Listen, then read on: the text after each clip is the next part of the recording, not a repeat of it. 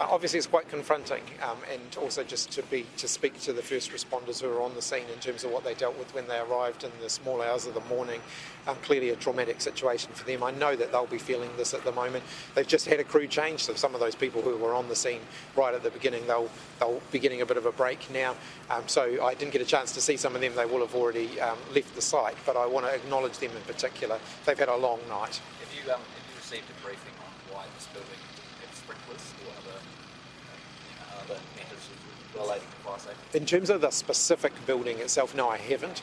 Obviously, I'm aware that in terms of some buildings, it's to do with the age profile of the building. The regulatory requirements around sprinklers do differ depending on the age of the building, and so there'll be an ample opportunity to look at that. Of course, a number of investigations take place after an event such as this. That kicks in automatically, so there's obviously police, the coroner. There are a range of different investigations that take place, and of course we will follow those, and we will await any findings that come from those. Has it made you reflect on whether we need to do more work around checking fire safety regulations on accommodation providers? Well, I think what it does reiterate is that we have these requirements, we have regulations in place for a reason. And this isn't just a bureaucratic exercise. We have regulations in place around health and safety for buildings because bad things can happen.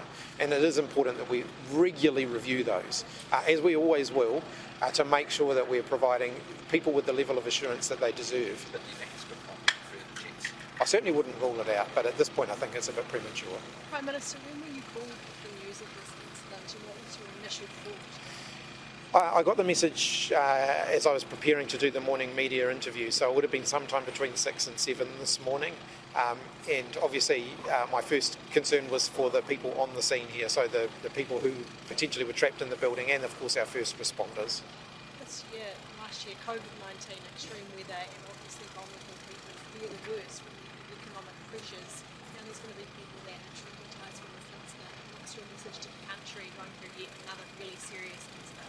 So we will get through this. We'll make sure that the victims here are supported. We'll make sure that our first responders are supported as well, because for our fire and emergency crews who are on the scene, clearly this is a traumatic incident for them as well. I know that they put everything they could into getting people out of the building.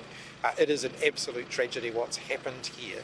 So of course, there'll be an opportunity to investigate and to look at what happened and why it happened and whether more could be done to prevent these sorts of things in the future. But I acknowledge that, we've had a bit of a rough run of it, but we'll get through it as a country by supporting each other. I know that this is a close-knit community that we're standing in here. It's one that I know well, and I know that the community will come together to support each other. Chris? You saw initial assurances that fire and emergency staff were adequately resourced for going into this incident? So the feedback that I've had here on site is that they had everything that they needed. And do they have everything they need in terms of providing support to defence staff who are facing this? We'll certainly make sure that they do, and the Minister is here as well, and we'll be continuing to work with Fence to make sure that those staff do get any support that they might need. Prime Minister, what's your message to Wellingtonians? This has been labelled as a once-in-a-decade fire for them. This is a major event. We've not seen something on this scale in recent times.